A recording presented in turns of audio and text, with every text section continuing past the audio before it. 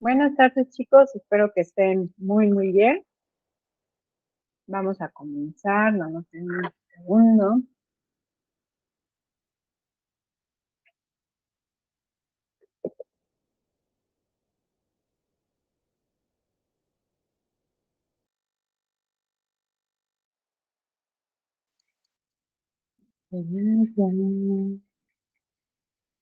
Ahí estamos. Ay, ¿qué pasa? No, sí, fue feo. Ya está. Ok. Ahora sí, una disculpa. Vamos a continuar revisando diferentes afecciones a nivel intestinal.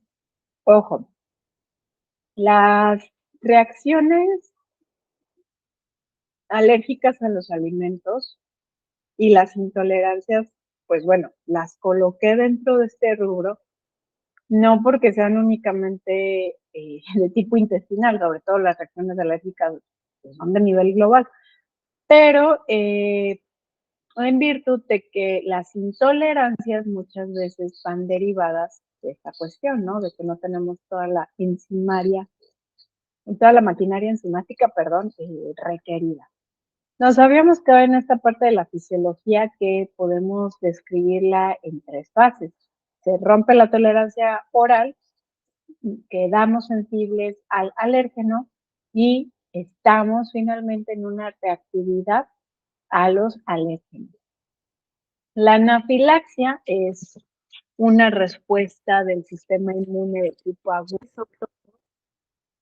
Puede resultar en una reacción mortal, sobre todo porque podemos llegar a shock y paro cardíaco, pero pues entre más rápido actuemos ante esa respuesta anafiláctica, el pronóstico será mejor. Ahora, dentro de las reacciones alérgicas, ¿sale? Tenemos de diferente tipo. Las que son mediadas por inmunoglobulina E, las que tienen un mecanismo mixto, es decir, participa inmunoglobulina E, pero también hay otros mecanismos y las que no son mediadas por la inmunoglobulina E. Dentro de las que son mediadas por la inmunoglobulina E, tenemos el síndrome de la alergia oral o el síndrome polen-alimento.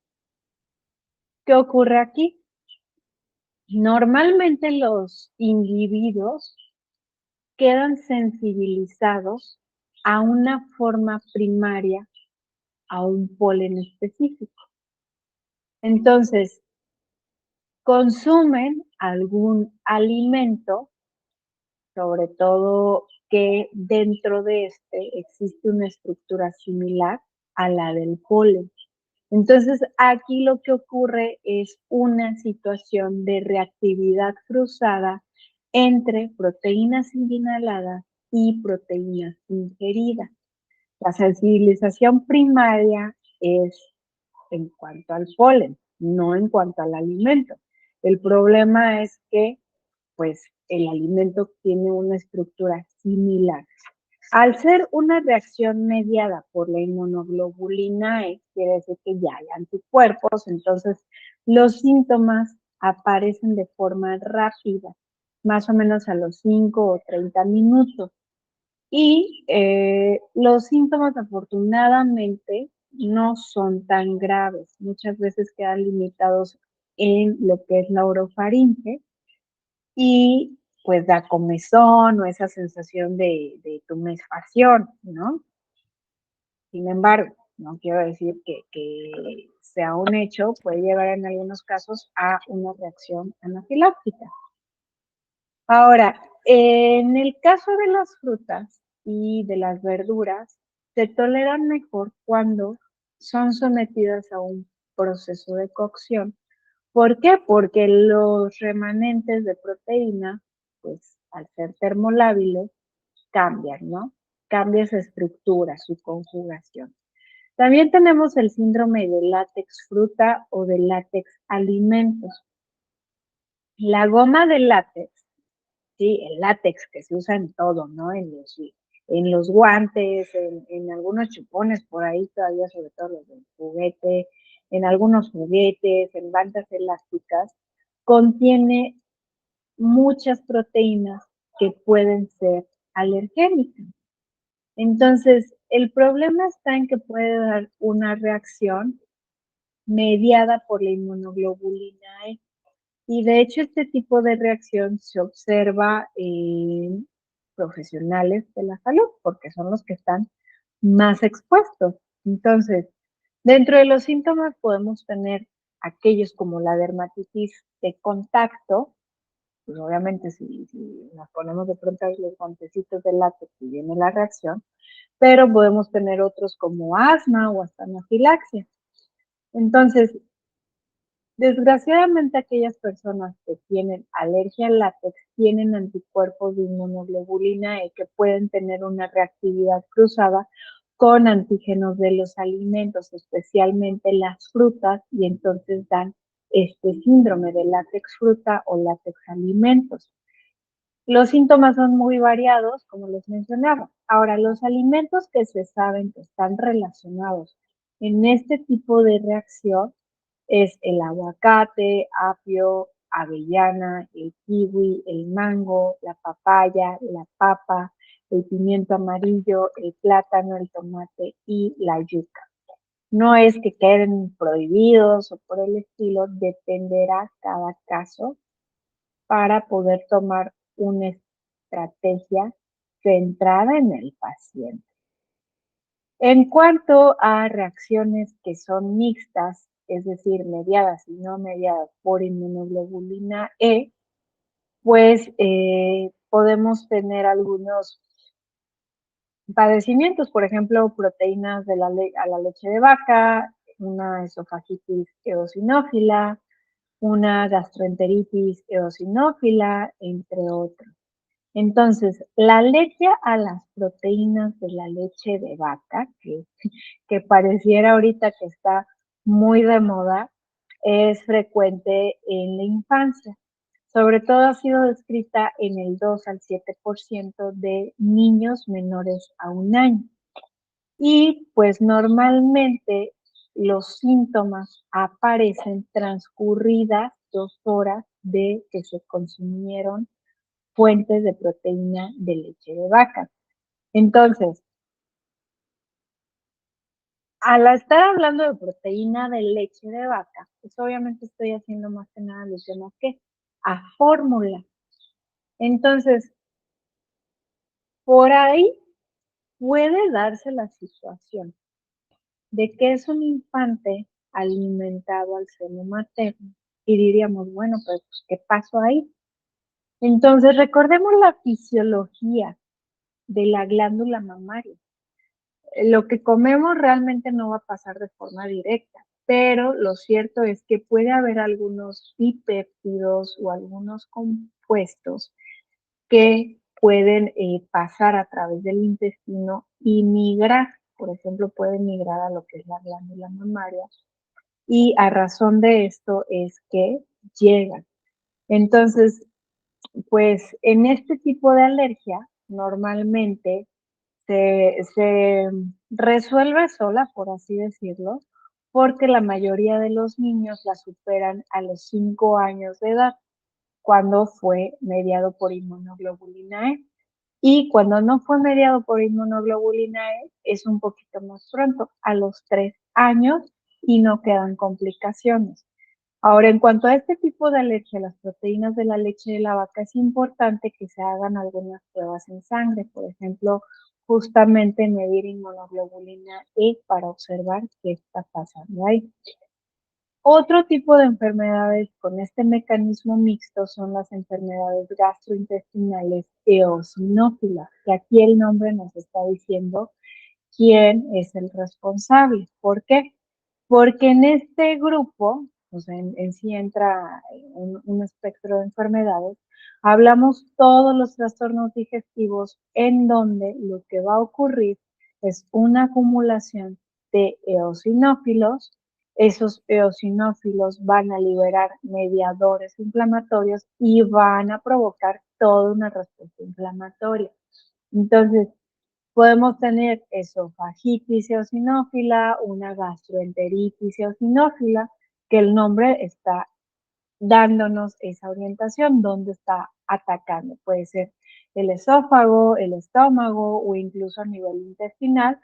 Se infiltran eosinófilos y traen todas las manifestaciones como diarrea principalmente, pues que pueden ser sobre todo de tipo secretor, pero también puede haber manifestaciones atópicas.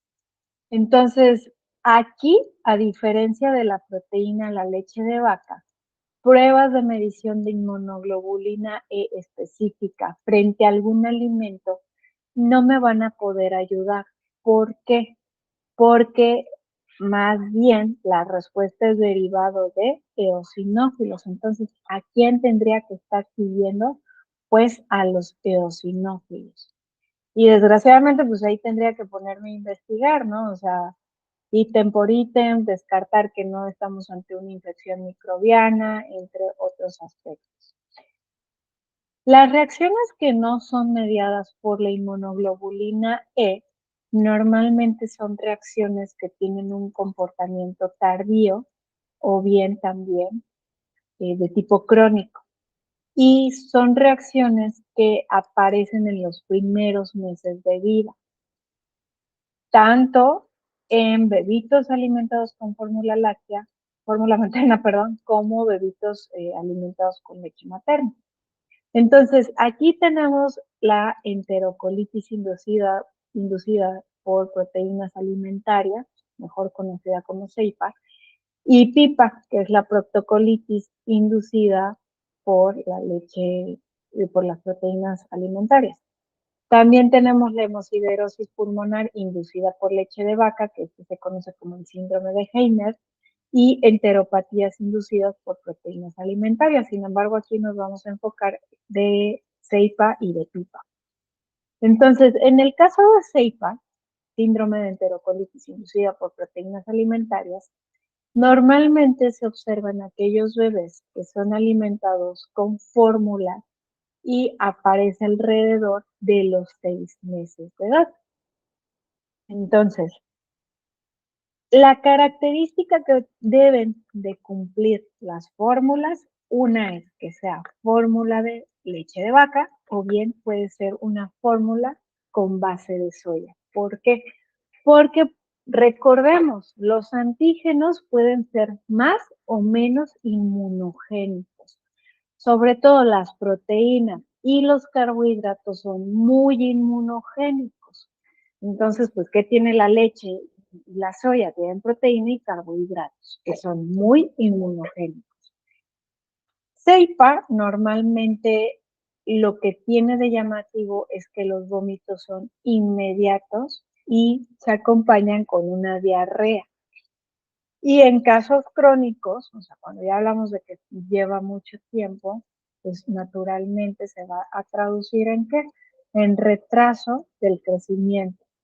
Ahora, como aquí tanto CEIPA como PIPA no son mediadas por inmunoglobulina E, aunque yo quisiera medir anticuerpos específicos, pues no voy a tener nada, porque no es esa la, o sea, ahí no es la inmunoglobulina E.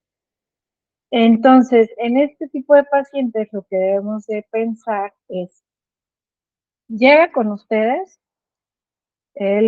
bueno, la mamá o el papá que tiene a su bebé, fueron con el pediatra porque empezó con unos vómitos inmediatos a esta cuestión de después de que lo alimentaban con la fórmula o a lo mejor después de que le dio mamá pecho.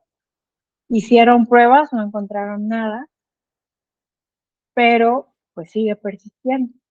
Entonces, lo primero que deben de sospechar, ok, cambiemos la fórmula. Puede ser que el pediatra incluso ya le haya cambiado la fórmula o están en esa transición. Muchas veces pasan de fórmula de leche de vaca a proteína de soya, bueno, a proteínas hidrolizadas, luego si no da resultado a soya y luego a otras alternativas.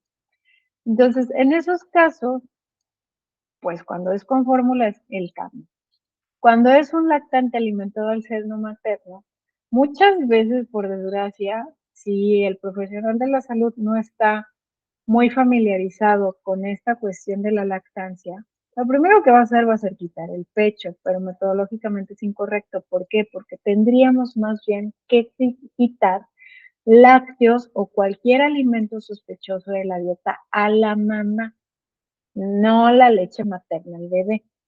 Ahora, en el caso de Seipa, la ventaja que tiene es que se resuelve por sí solito a los 2 años de edad. En el caso de PIPA, la proctitis o proctocolitis inducida por proteínas alimentarias, normalmente se observan heces sanguinolentas y cargadas de moco en un niño que tiene un aspecto pues aparentemente sano. Entonces, pues los papás se preocupan, obviamente, imagínate ver un pañal con sangre de tu bebé, y nos preocupa porque si es frecuente se puede dar hasta una anemia. Entonces, igual aquí las culpables principalmente son proteínas de la leche de vaca o de la soya, y a diferencia de PIPA, normalmente se presenta a los 2 meses de edad. Entonces, pues sí, imagínate, apenas le estás entendiendo a tu hijo y luego que te pasa eso, pues vas que corres. Igual, la línea de acción o la manera de accionar es la misma. Si estamos hablando de un lactante alimentado con fórmula, cambiamos el tipo de fórmula. Si está con seno materno, quitamos a mamá leche de vaca o proteína de soya o bien cualquier otro alimento que nos haga sospechar. Reitero, proteínas y carbohidratos son muy inmunogénicos, entonces quitamos todos los alimentos que normalmente dan alergia. Pescado, huevo, leche, cacahuates, la soya, no me acuerdo si ya dije mariscos, pero son los que suprimimos en una primera instancia y vamos a ir, a ir introduciendo poco a poquito. En el caso de PIPA se resuelve por sí solita más o menos al año, 2 años de edad aproximadamente. Reitero, no tiene mucho sentido pedir anticuerpos porque en virtud de que el sistema inmune pues no está produciendo anticuerpos en sí para esto, sino es algo transitorio. Las intolerancias a los alimentos es algo diferente. ¿Por qué? Porque aquí no participan mecanismos inmunitarios. Más bien hablamos de que hay problemas en lo que es esta cuestión de la digestión. Sobre todo los hidratos de carbono son los más latosos, ¿no? Entonces, podemos tener también en este tipo de intolerancias o que van pegadas reacciones tóxicas, farmacológicas, como es el caso de la histamina, el glutamato monosódico, entre otros. Ahorita vamos a verlos a detalle. En la mayoría de las intolerancias, los síntomas son a nivel digestivo, salvo aquellas reacciones tóxicas o farmacológicas que pueden comprender síntomas digestivos, cutáneos, respiratorios, hasta neurológicos. Ahora, las intolerancias no ponen en peligro la vida. Bueno, sí las sufren, ¿no? Porque normalmente te dan ganas de ir al baño, sacar una diarrea, pero no te ponen en peligro. Las alergias sí te ponen en peligro. Ahora, cuando estamos viendo enfermedad celíaca, si se dan cuenta, la enfermedad celíaca es otro boleto, ¿no? Realmente. Pero entraría en esta cuestión como de una, entrecomillado, reacción alérgica, porque pues si hay inflamación, si hay afección, incluso las vellosidades intestinales se atrofian, ¿no? Y también algo que pasa hoy por hoy es la intolerancia al gluten, pero ojo, pues una cosa es que seas intolerante al gluten por a lo mejor alguna cuestión enzimática, que a lo mejor estás teniendo una disbiosis, y otra cosa es, reitero, reacción alérgica. Entonces, permítanme, voy a cargar el celular.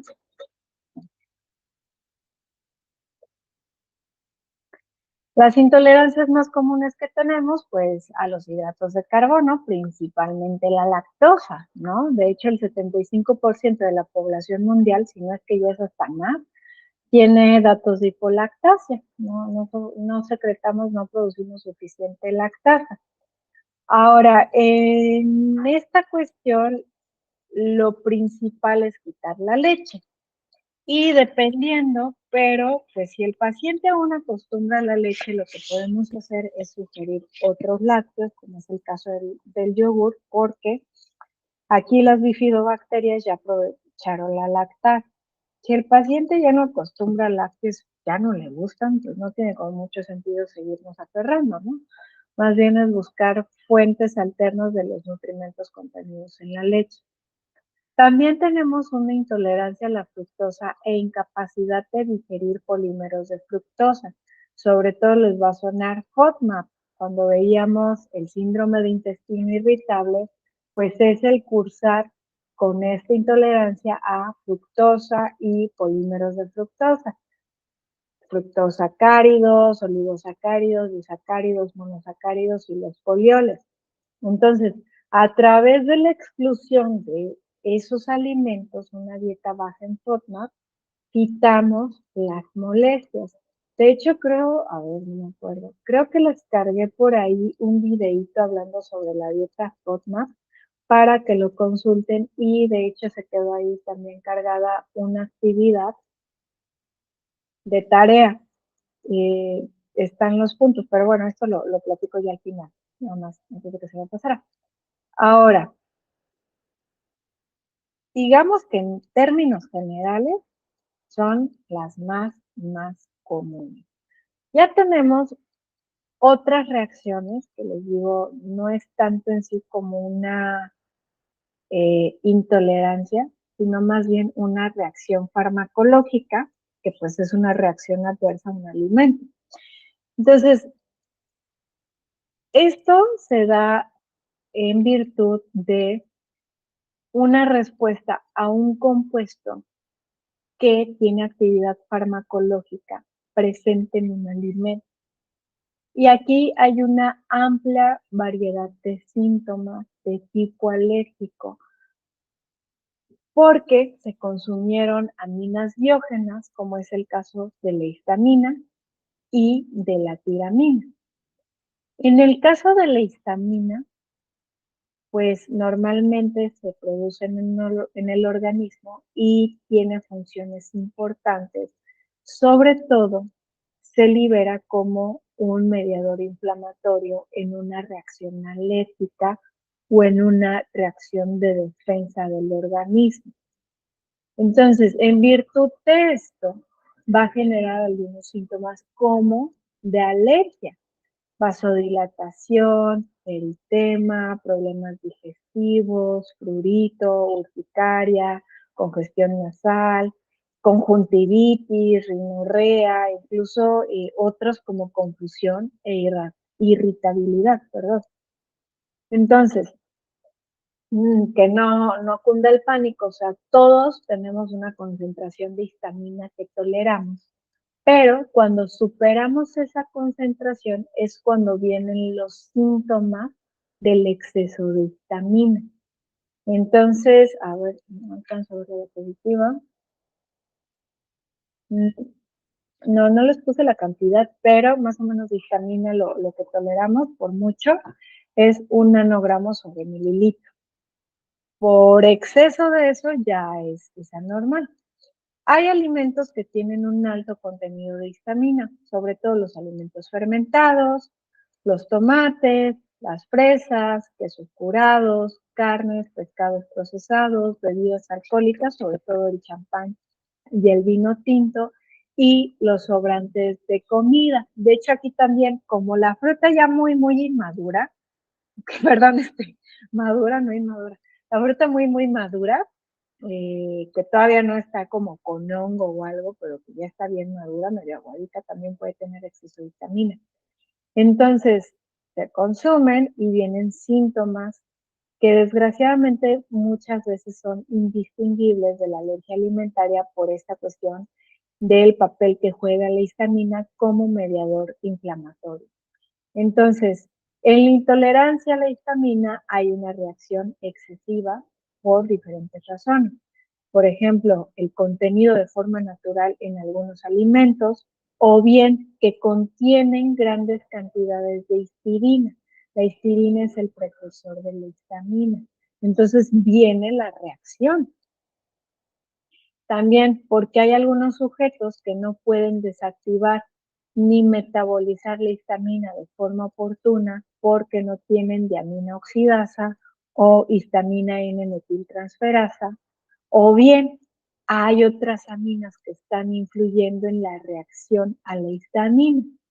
Entonces, aparte de todos los alimentos que les había mencionado, tenemos otros como las claras de huevo, algunos conservadores como los benzoatos, y estimulan la liberación de histamina por parte de los mastocitos. Entonces, aquí la recomendación, cuando estén dándoles recomendaciones a sus pacientes de que, bueno, si quieres cocinar, trata de cocinar para la semana, o sea, sí, pero no, o sea, es un buen consejo, porque por un lado tú le quieres recomendar menos trabajo a tu paciente, lo cual está fenomenal, voy de acuerdo con ello.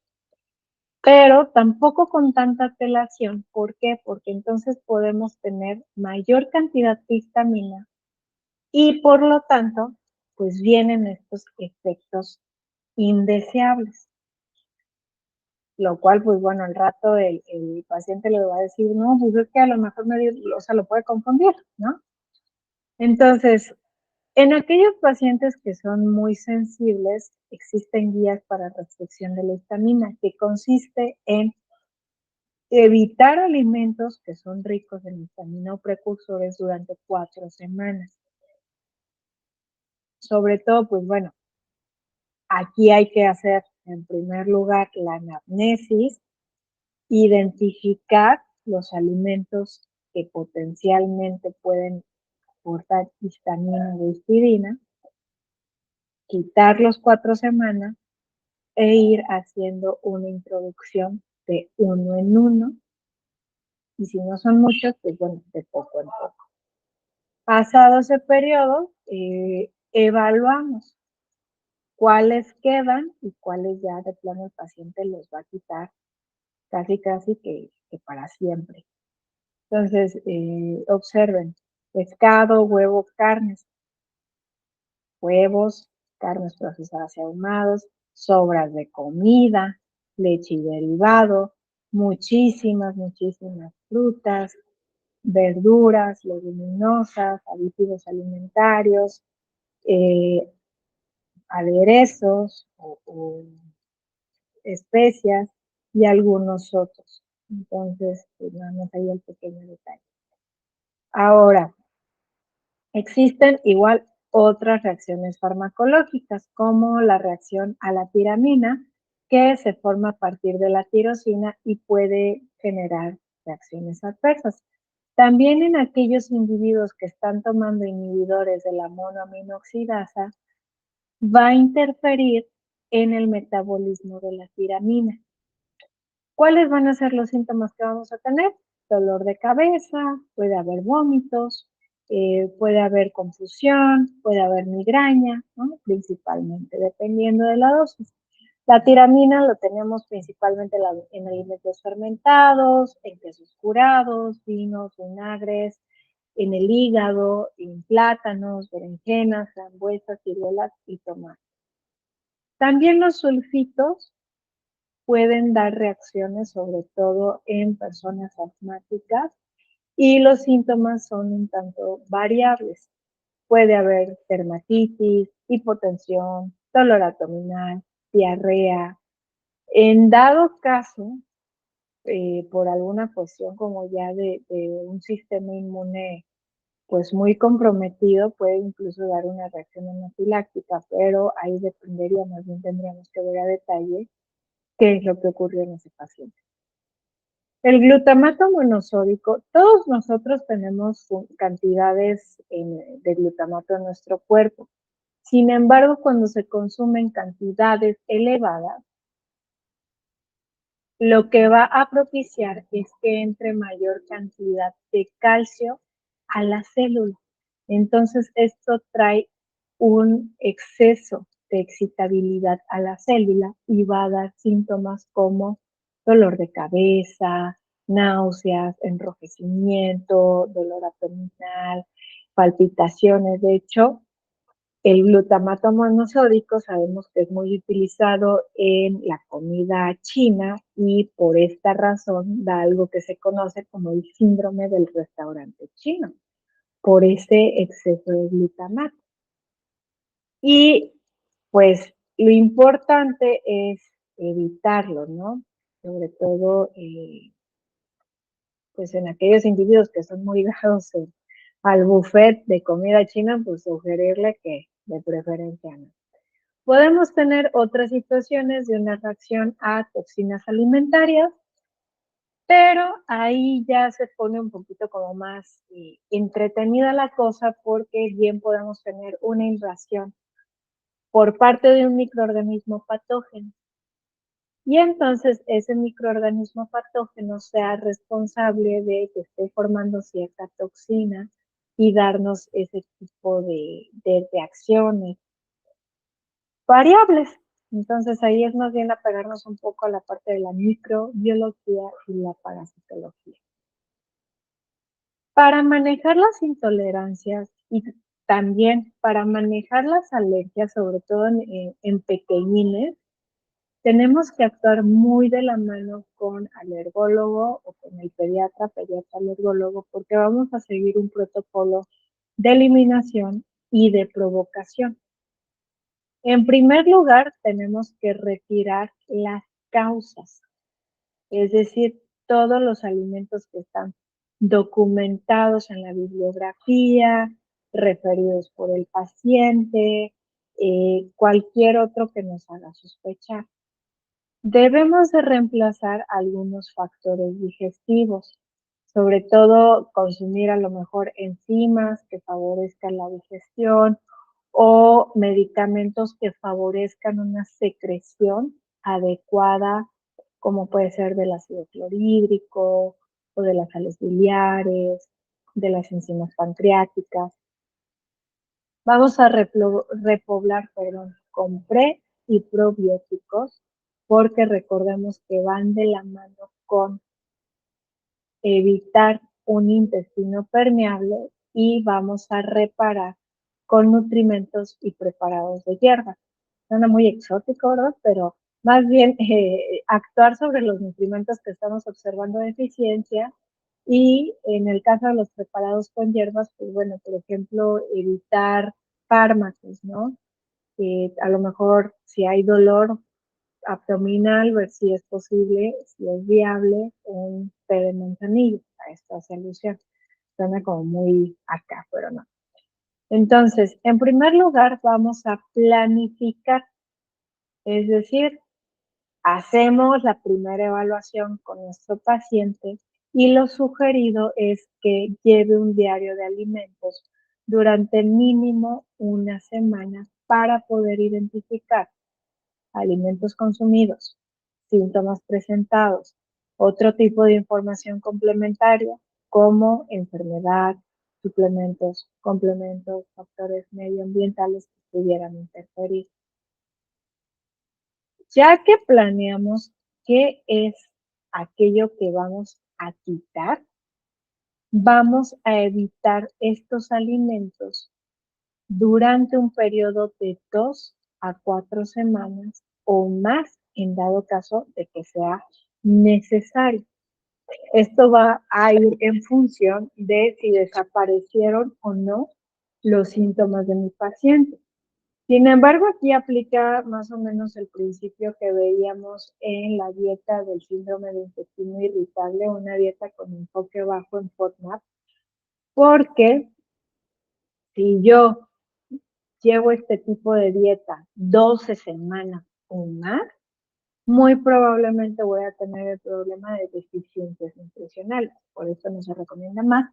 Y porque también podemos estar enmascarando, ¿no? Entonces lo que queremos pues es actuar, dar una solución. El nivel de evitación es muy variable, o sea, podemos tener un nivel básico, un nivel muy bajo, en donde solo vamos a quitar aquellos que son ya de sospecha por el paciente y evitar unos pocos alimentos. En un nivel moderado quitamos esos alimentos, pero también algunos que conforman ese grupo de alimentos y empezamos a utilizar la sustitución. Por ejemplo, puede ser que yo quite alimentos que tienen gluten. Naturalmente voy a quitar un montón de cereales, pero me quedo con algunos sustitutos. En el nivel 3, que también se conoce como una dieta oligoantigénica de alta intensidad, se excluyen muchísimos alimentos. De hecho, pasa lo contrario. O sea, el listado de alimentos permitidos es de como hasta 10. Entonces, en esos casos, es válido utilizar fórmulas elementales con ingredientes hipoalergénicos y de fácil digestión para complementar la dieta. Ya que evitamos ese periodo, esos alimentos, haremos una provocación. Es decir, vamos a hacer la reintroducción paulatina de esos alimentos que se sospechó y se evitaron de uno en uno.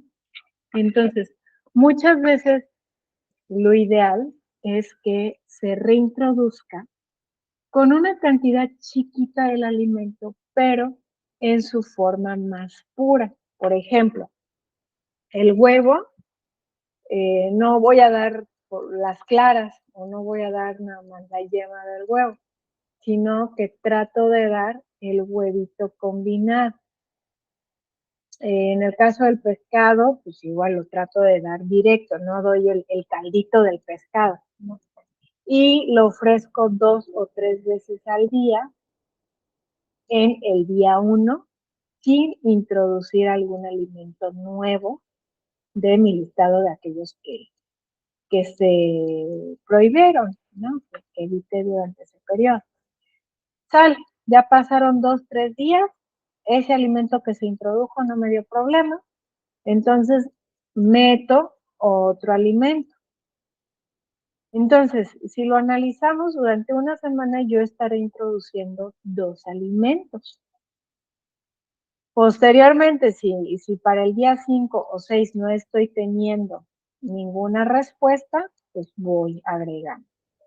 Y recordemos que dado que las reacciones adversas del alimento pueden tardar hasta 72 horas, es decir, 3 días, pues es importante que se respete ese periodo.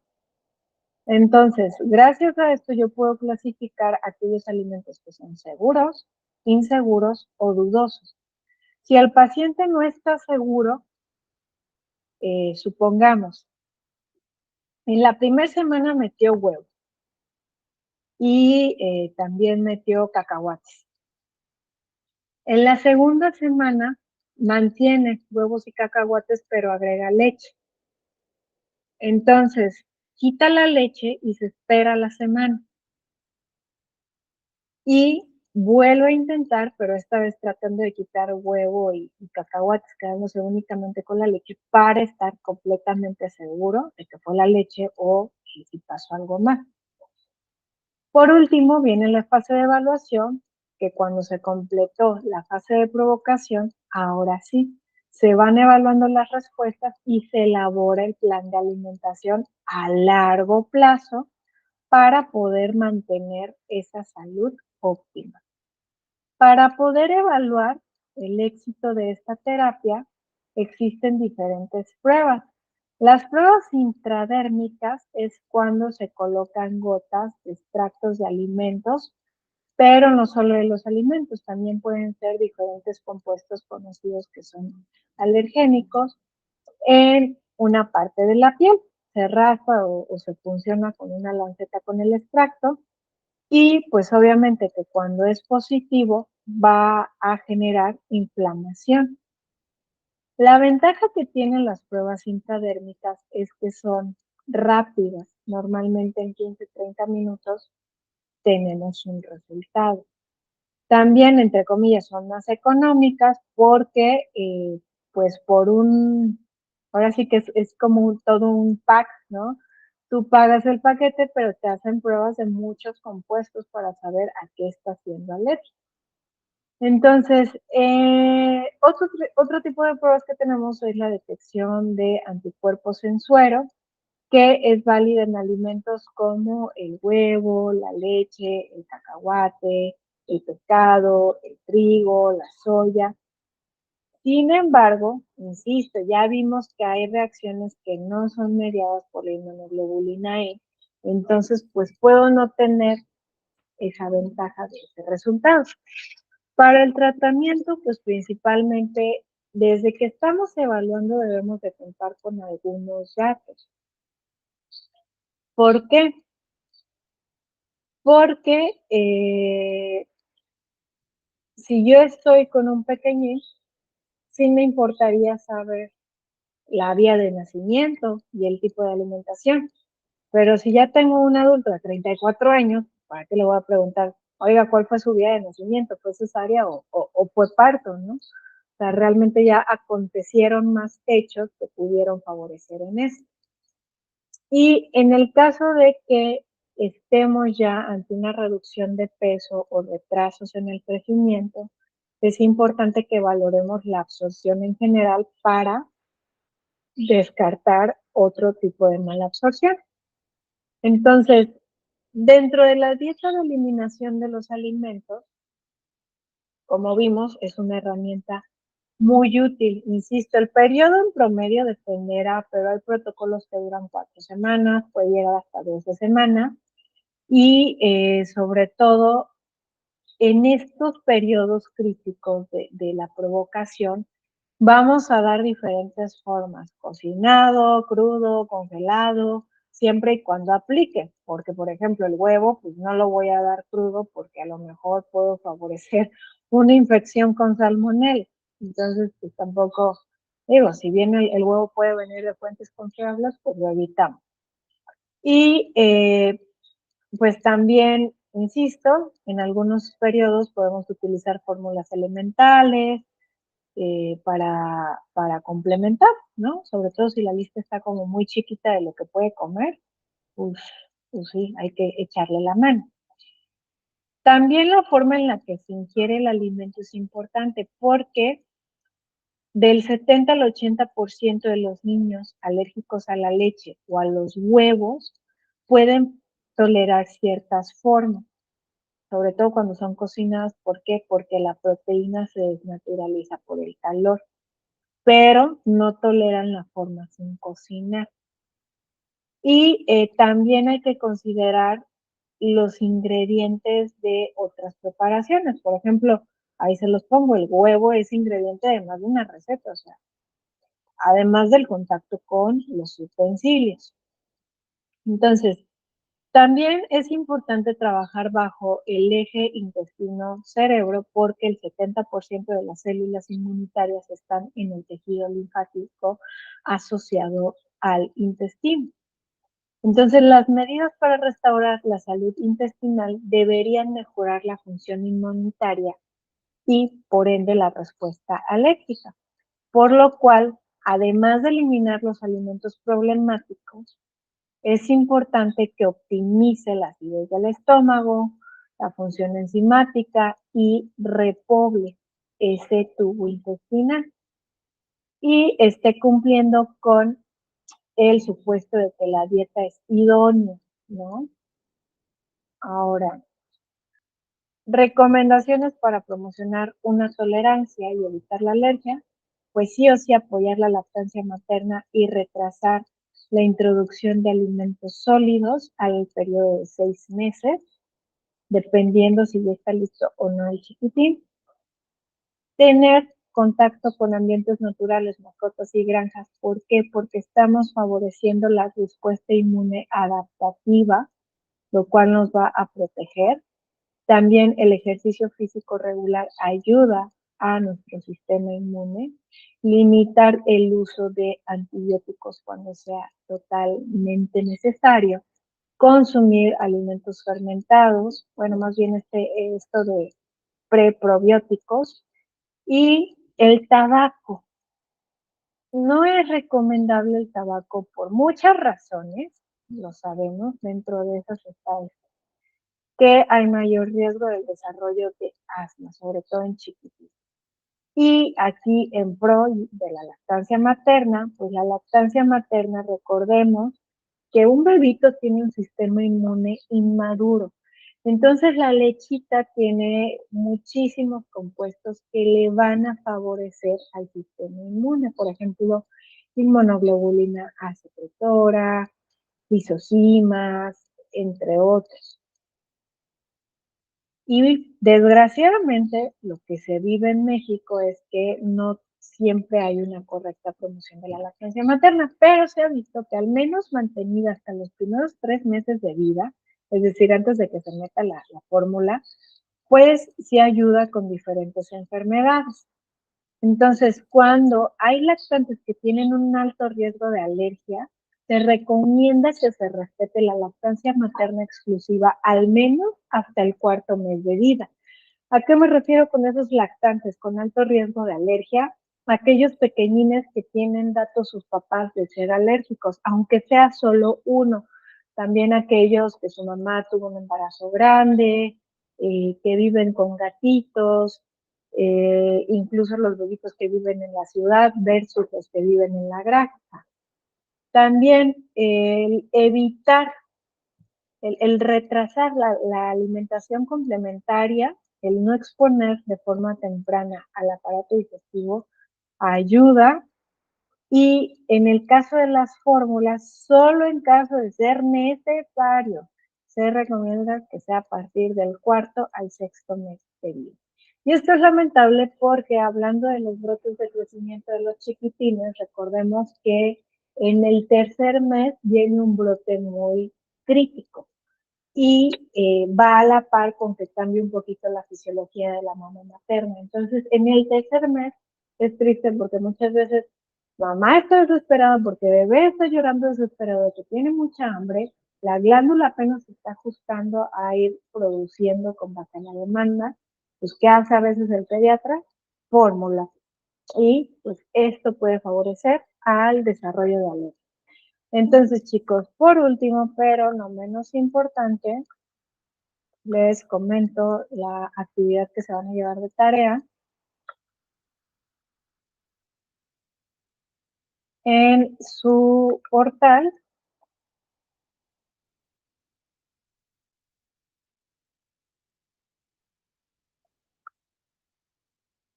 está la importancia de una dieta baja en FODMAP.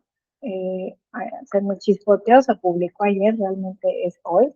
Van a revisar el video y gracias al video y también buscando en otras fuentes, van a elaborar una guía alimentaria para pacientes que requieren una dieta baja en FODMAP, mencionando aspectos como qué es FODMAP, por qué es importante seguir una dieta baja en FODMAP y los alimentos que se sugieren en estos planes. Lo pueden entregar de forma digital, hecho a mano y escaneado. También, chicos, les encargo por favor porque tengo algunos que no han entregado todas sus tareas. Entonces, eh, para poderles reportar calificación parcial, requiero que lo carguen. Ah, y también hago una aclaración. Varios en la tarea de tipos de disfagia, algunos les regresé con notas bajas porque, bueno, nada más me pusieron disfagia orofaringia y esofágica. Pero recordemos que existen diferentes tipos. Por ejemplo, esofágica, pues hay diversos mecanismos. Entonces, pueden corregirlo y nuevamente mandar esa tarea.